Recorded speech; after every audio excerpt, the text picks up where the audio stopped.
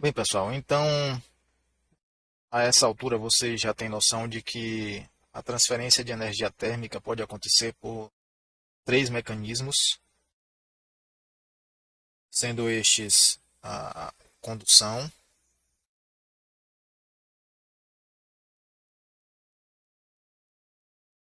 convecção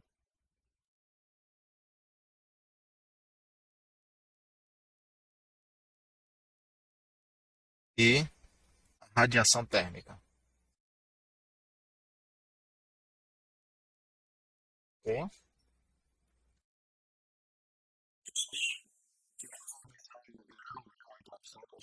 Três mecanismos, aspectos importantes dos três.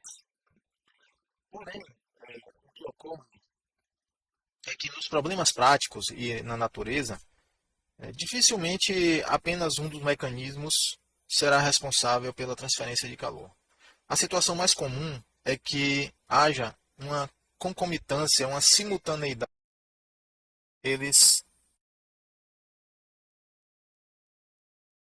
são simultâneos, na verdade, né? Podem acontecer simultaneamente, ok?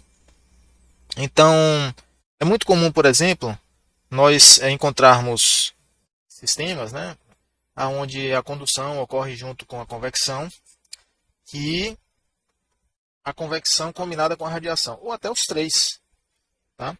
Veja o exemplo desta casa. Vamos pensar aqui.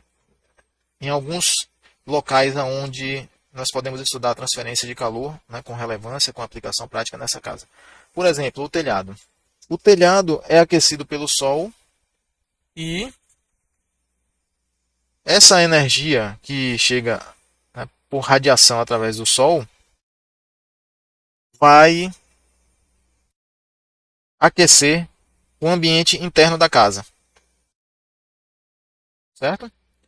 Então repare que nesse trajeto, nesse caminho da energia, a energia chega até a superfície do telhado por radiação, se propaga através do telhado por condução e adentra o espaço interno da casa, né, vai aquecer o ar da casa através do mecanismo de convecção. Então repare que só nesse exemplo os três mecanismos já estão presentes, na é verdade? Veja um outro exemplo aqui. Suponha que o, novamente que o telhado é aquecido por radiação, mas não esqueçam, aqui por fora pode ter o vento, né? Pode ter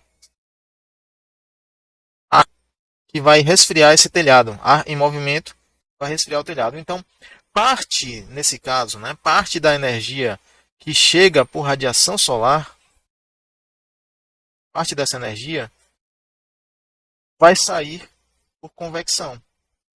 É o que eu estou chamando aqui de QC, é uma taxa convectiva. E a parte que não, a fração dessa energia que chegou, que não foi removida por convecção pelo ar, vai aquecer o telhado, provavelmente aquecer o interior da casa.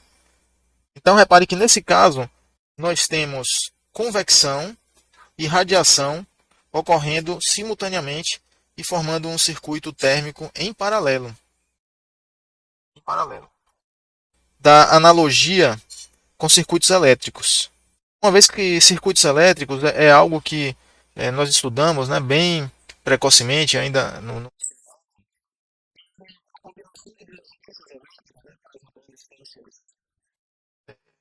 em série.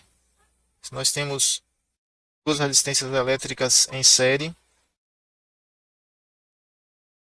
né, R1 e R2. Nós sujeita, né, a um potencial, nós aprendemos que a resistência que representa esse circuito elétrico, né, a resistência equivalente, será a soma, na é verdade?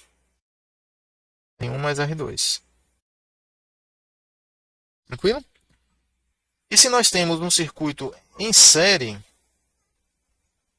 ou em série não, desculpe, em paralelo com esse aqui, onde nós temos R2 e R1, aplicado aqui um potencial, nós aprendemos que a resistência equivalente a este circuito será o produto sobre a soma.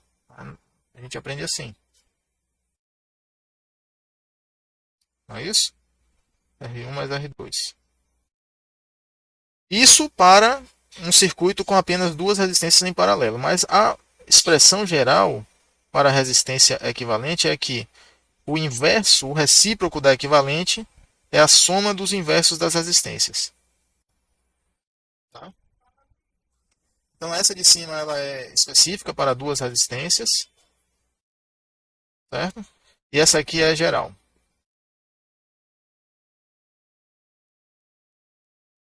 E aqui para mais 1 sobre R3, mais 1 sobre R4, etc. Tranquilo, pessoal? E essa representação, né, de circuitos equivalentes, ela funciona muito bem para a transferência de calor. Pela seguinte razão.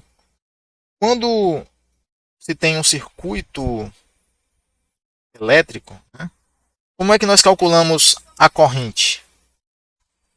Se vocês recordarem, a corrente elétrica é calculada como a tensão sobre a resistência.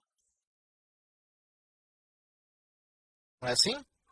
Corrente é tensão sobre resistência, porque resistência é igual a tensão sobre corrente. Tá? E essa formulação matemática, esse modelo matemático, segue aquela expressão padrão, né, de fenômenos que relacionam causa-efeito, que eu já mostrei para vocês, que pode ser escrito assim: efeito igual a causa ou força motriz, causa ou força motriz sobre a resistência.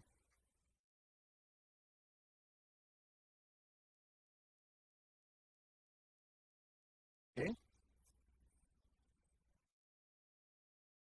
Então essa relação de causa e efeito é universal, pessoal. A gente pode representar muitos fenômenos físicos através dessa simples relação matemática. É um modelo bastante simples e que pode ser adaptado, corrigido para representar fenômenos físicos, né, mais complexos, inclusive não lineares. No caso da transferência de calor, qual é o efeito? O efeito é a taxa de transferência de calor. Qual é a causa? A diferença de temperatura, que é a força motriz. E a resistência é a resistência térmica. Vou chamar aqui de RT simplesmente, né? Depois a gente vai abrir essa resistência térmica para representar a condução, a convecção e a radiação. Certo? Pois bem, note que existe uma analogia perfeita com a relação de corrente, né? Relação muito utilizada já por vocês, certamente, desde o ensino médio, na eletrotécnica, né? Que é a lei de Ohm. Então, a lei de Ohm permite calcular a taxa de carga, que é a corrente, né? A corrente é uma taxa de carga, né? Ampere é coulomb por segundo. E no nosso caso, essa relação aqui de transferência de calor permite calcular a taxa de energia, a taxa térmica. A taxa térmica pode ser calculada dessa maneira. Moral da história, pessoal. Como as duas equações se relacionam, né, corrente elétrica e taxa através de uma relação de causa e efeito, e a gente já vê, né, nos nossos estudos pregressos, né, que as correntes, as resistências elétricas podem ser associadas em série paralelo, formando, né, qualquer combinação, né, de resistências, e nós podemos fazer um cálculo que nos fornece uma resistência equivalente a toda essa combinação. A mesma análise vale para a transferência de calor, ok? A mesma análise vai valer para a transferência de calor, e é o que nós vamos ver aqui.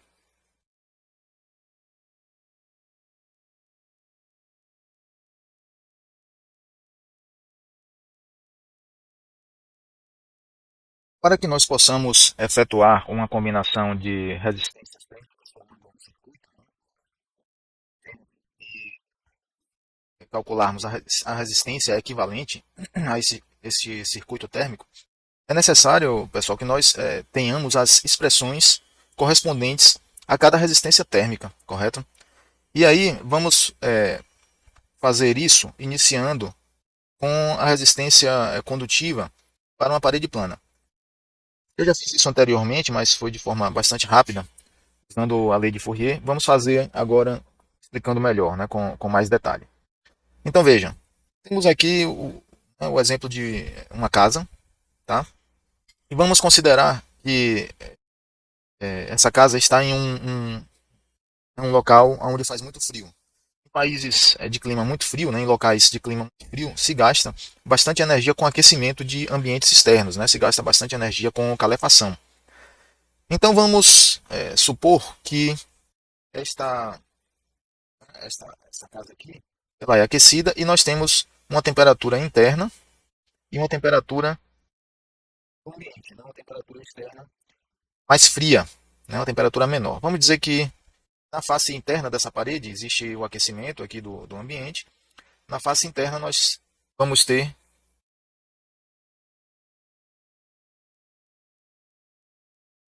a temperatura T1 na face e do ambiente, chamar de T2. Não vai ser exatamente igual à temperatura do ar ambiente, porque haverá uma transferência de calor convectiva da parede para o ambiente e isso implicará na existência de uma resistência convectiva adicional. Mas por enquanto eu não vou analisar isso. Vamos simplesmente pegar aqui essas duas temperaturas, já assumindo que elas são temperaturas de face de superfície da parede, ok? Aqui no interior se formará um perfil de temperaturas,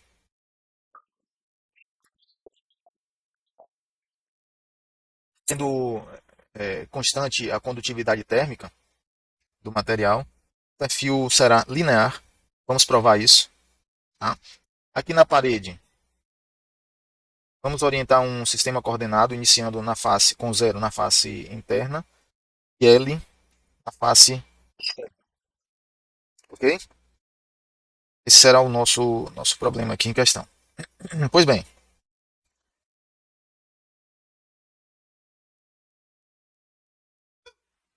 podemos aplicar a lei de Fourier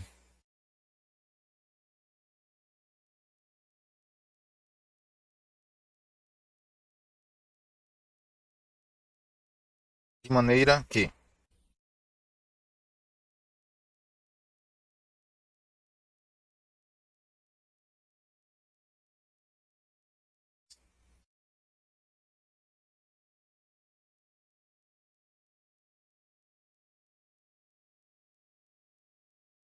que, bom, já sabemos que a lei de Fourier, escrita na forma geral, fluxo de calor Q igual a menos K, que é a condutividade térmica do material, gradiente da temperatura.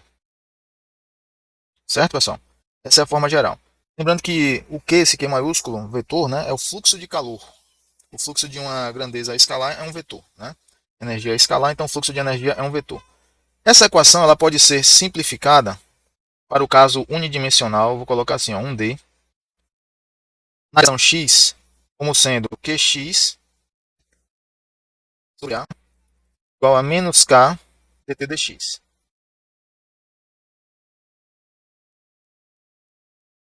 Bem?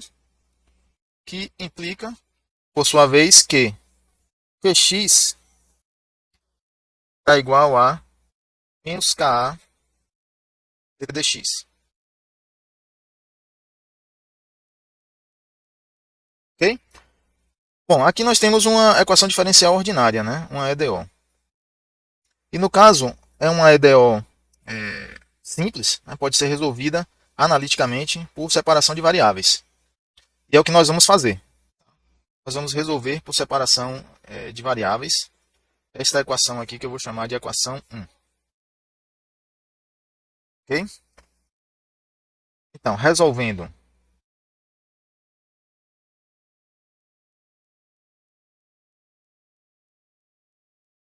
Hum?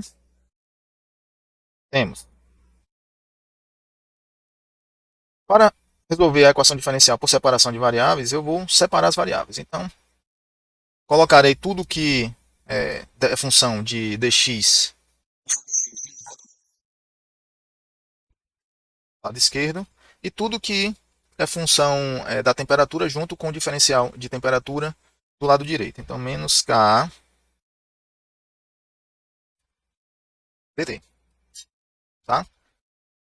A área, a rigor, ela pode ser função da posição também, se houver curvatura. Mas no caso aqui, como se trata de uma parede, de uma parede plana, vamos ver aqui nossa parede, fazendo um esquema mais simples. Temos aqui a parede, ó. Tranquilo? A área, em qualquer posição dessa parede aqui, qualquer posição x, digamos nesse x aqui, nesse, ó, a área transversal será a mesma, né? Então, o plano que corta essa parede aqui, ele terá uma mesma área transversal. Tranquilo? Então, a área aqui é a mesma nesse outro ponto aqui. A área não é função de x. Tudo bem. Continuando aqui a resolução da equação diferencial. Eu já separei as variáveis, então é só integrar. Tá? Afinal de contas, qualquer operação que eu faça na segunda álgebra do lado esquerdo ou direito e direito de uma equação não altera a equação, a identidade é mantida. Okay? Então, é, para continuar, vamos precisar assumir algumas hipóteses, senão simplesmente a gente não consegue resolver. A primeira delas é a seguinte: respeito a esse QX aqui, ó, é a taxa de transferência de calor. Repare que a integral está feita, né? É uma integral feita, aplicada em x, na direção x. E a rigor, esse Q de x pode ser função de x, na verdade? Então, para realizar essa integração, eu teria que conhecer qual a relação funcional da taxa com a posição. E eu não sei essa relação. Mas aí acontece o seguinte: se nós assumirmos a hipótese de regime permanente, acontece uma coisa interessante. Assumir essa hipótese para poder avançar, senão a gente não consegue fazer a integração. Vamos assumir a hipótese de regime permanente, que é estado estacionário, né? Equivalente. O que acontece quando nós temos o regime permanente?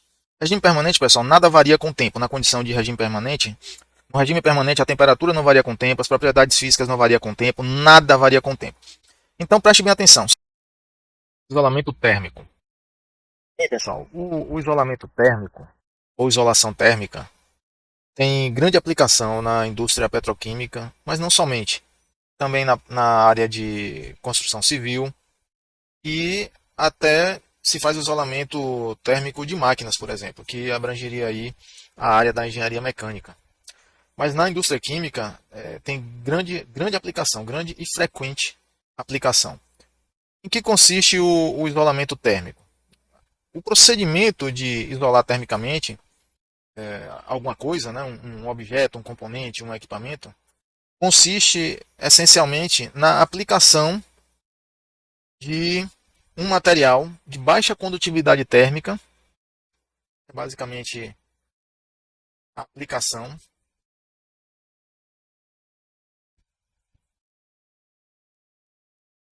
de material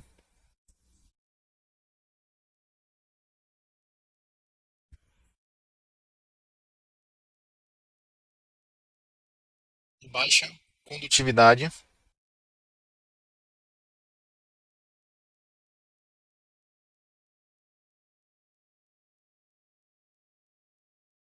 certo? Ok. Condutividade térmica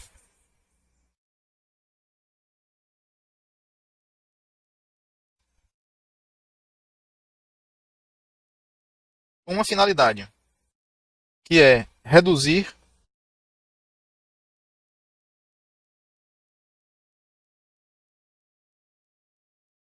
a agitação.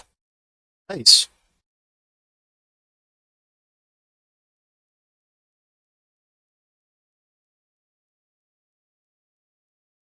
Transferência de calor. Então reparem,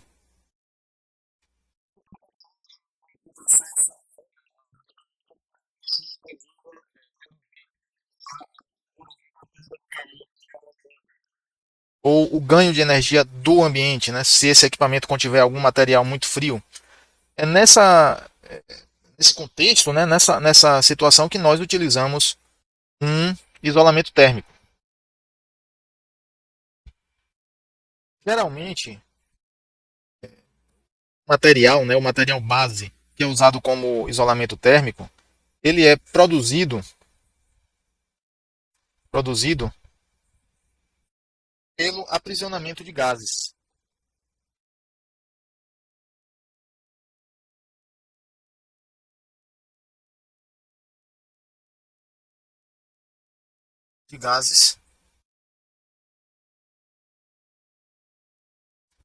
dentro de algum material, em alguma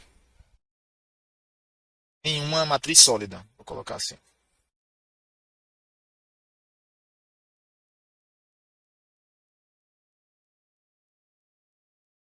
ok? Você já pode deduzir, né? Por que é que se faz isso? Por que é que o aprisionamento, o confinamento de um gás no meio, né, ali no interior de uma matriz sólida, porosa, pode resultar num material de baixa condutividade térmica? Nós já sabemos que os gases são péssimos condutores de calor. Na verdade, são péssimos transmissores de energia. Então, se você pegar uma matriz sólida e colocar várias bolinhas de ar ou outro gás aqui dentro, é claro que a transferência de energia através desse material será menor, né? A uma taxa menor, ok? E vamos ver alguns exemplos aqui. Os exemplos que nós estamos vendo aí, esse emaranhado de tubulação, é o que se chama de tubovia. A tubovia nada mais é do que uma área, vamos dizer assim, um caminho que concentra uma grande quantidade de tubos em passagem. Tá? Então, nesse caso aí, né, é feito tem-se aí uma vala, né, é feito cava-se um canal, e nesse canal aí, nessa vala, vocês estão vendo que passa uma infinidade aí de tubos, né, levando diversos fluidos de um ponto a outro de uma planta química ou de uma fábrica para outra, né, de uma planta química para outra. Enfim, esses vários tubos que vocês estão vendo aí, pessoal, diversos deles estão isolados. Por exemplo, esse tubo aqui está isolado. Ele tem um isolamento térmico sobre ele. Tá? Vou pegar aqui. Esse tubo aqui, ó. Esse tubo aqui está isolado. O que você está vendo aqui por fora não é o tubo, né, o material do tubo propriamente dito. Em volta do tubo tem uma camada de isolamento térmico. Esse aqui também, ó, está isolado. Esse aqui, tá? O que você está vendo aqui por fora, de aparência metálica, né, essa chapa metálica aqui, é um revestimento de proteção do isolamento térmico contra as intempéries. O sol, a chuva, o vento, a abrasão da areia que é carregada, né, pelo vento. Então, é colocada, né, normalmente uma chapinha de proteção sobre o isolamento térmico para aumentar sua vida útil, né, e reduzir o seu desgaste. Nesse tubo daqui de cima, nesse que eu mencionei aqui, não está aplicada essa chapa de proteção. Tá? Muitas vezes o isolamento térmico é frágil, né? Ele não é tão resistente mecanicamente, então é necessário, nesse caso, colocar uma proteção. Também temos isolamento térmico nesse tubo aqui, tá? Esse aqui não está com isolamento, não tem isolamento, aqui é sem isolamento térmico. Mas aqui embaixo vocês vão ver o isolamento térmico exposto. Vejam aqui, ó, tá vendo aqui, ó? Toda essa parte branca, vocês estão vendo aqui, é o isolamento térmico desse tubo, que já está até bastante desgastado. Claro que a eficiência de isolação térmica dele está comprometida. E esse desgaste ocorreu justamente pela perda da capa de proteção, né, da capa de proteção, que você ainda pode ver nesse tubo aqui de cima, certo?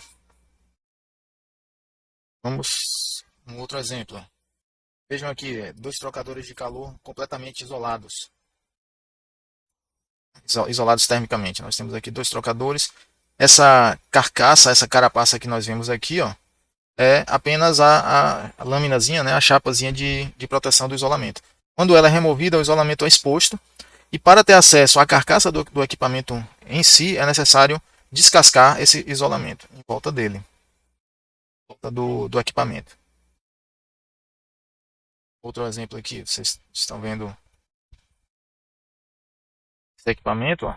Toda a tubulação de saída e o próprio corpo do equipamento aqui, ó, está isolado termicamente. Você consegue distinguir justamente pela existência dessa capa protetiva, isolamento térmico.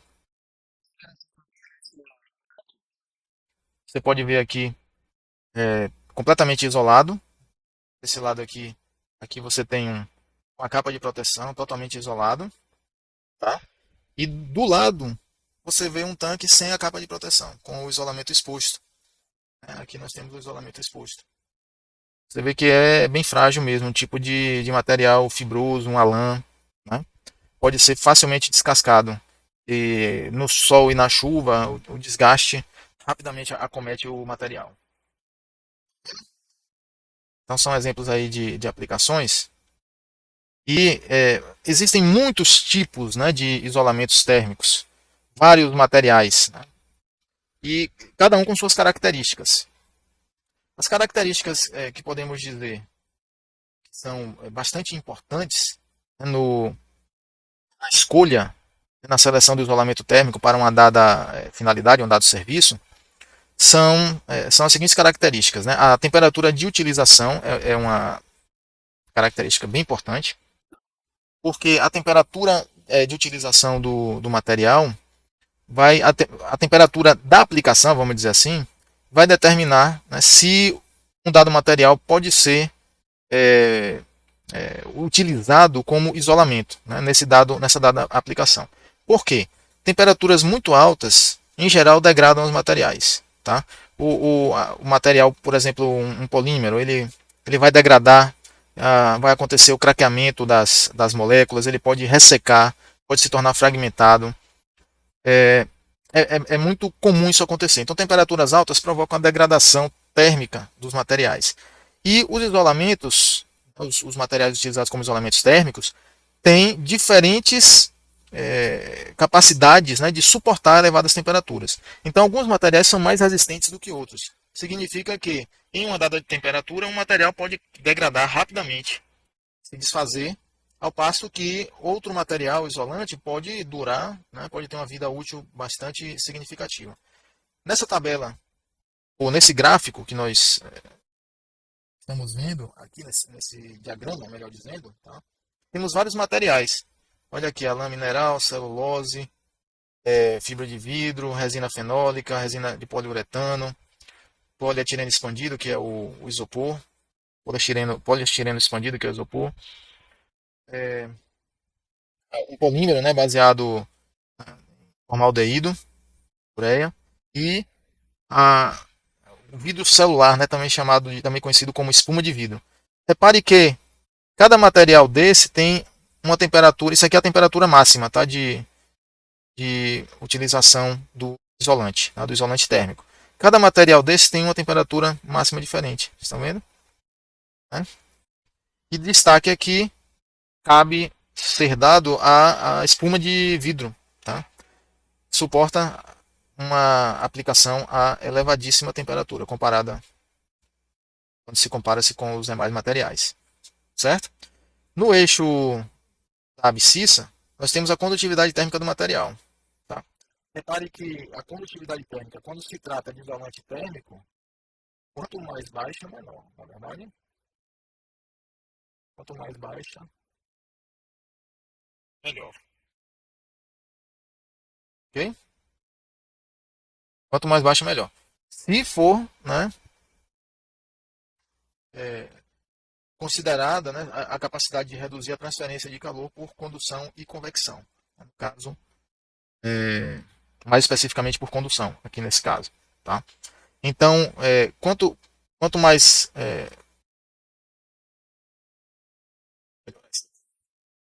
quanto mais baixa a condutividade térmica, né? Tem que colocar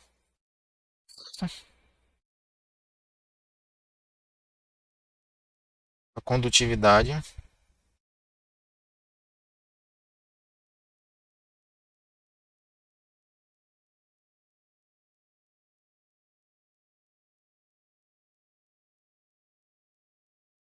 Melhor. Tranquilo? Então, quanto mais baixa, melhor. Ocorre que, às vezes, um material, ele, né, mesmo tendo uma baixa condutividade térmica, se ele for transparente, ele pode permitir a passagem de energia através de radiação. Então, há que se considerar, né, esse fenômeno em algumas aplicações, em alguns serviços. Porque a condutividade térmica de um material, de um outro material, pode ser um pouco maior e ele também bloquear a radiação. E aí a transferência total de energia através dele pode ser menor. Tem que se levar em consideração esse aspecto em algumas análises. Materiais que resistem a uma temperatura bastante elevada, sem degradarem, sem se decomporem, sem se desfazerem, normalmente são denominados, né, de materiais refratários.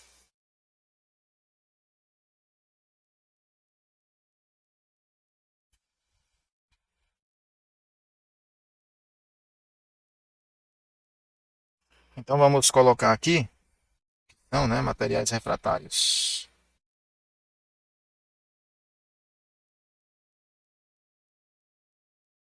Materiais refratários.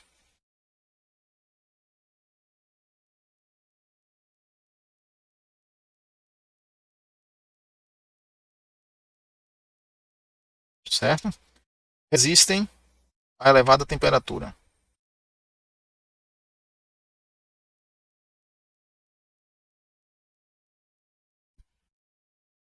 Das temperaturas,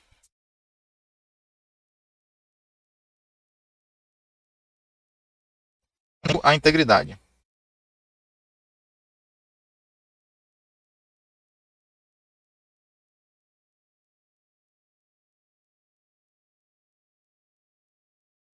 Ou seja, eles não se decompõem, não se desfazem, mantém a sua estrutura.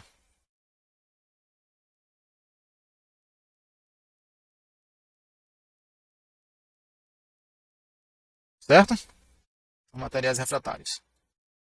E, para finalizar esse tópico, cabe falar que não somente a temperatura de utilização, a temperatura máxima de utilização é uma propriedade importante. Existem outras propriedades importantes.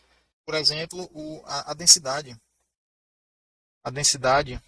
ou massa específica do material é muito importante em algumas aplicações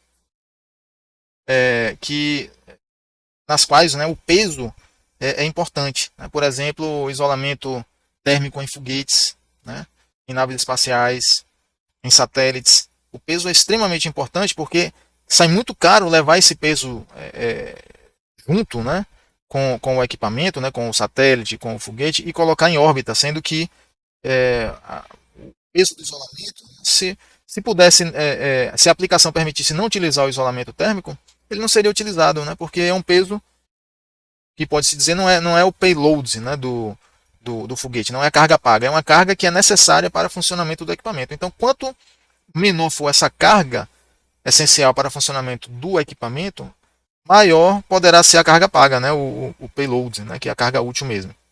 Então, a densidade é muito importante. Pode ser muito importante também a alguns materiais têm uma tendência, né, a crescer fungos, né, a proliferar material biológico, né, nele. Então, alguns materiais têm uma tendência maior ou menor. Essa característica pode ser importante também. Essa característica pode ser bem relevante, né, em aplicações, por exemplo, se tem contato com alimentos. Tá?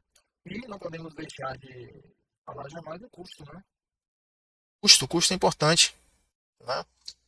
E, óbvio, não há muito o que dizer, né, com relação a isso. E também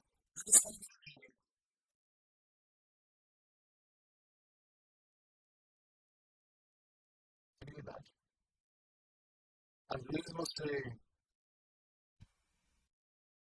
pode não ter o isolamento térmico disponível, comercialmente disponível. Você especifica a sua aplicação, a utilização usando tal material, mas ele não está disponível. Então você vai ter que recorrer a outro tipo de isolamento térmico, a outro material.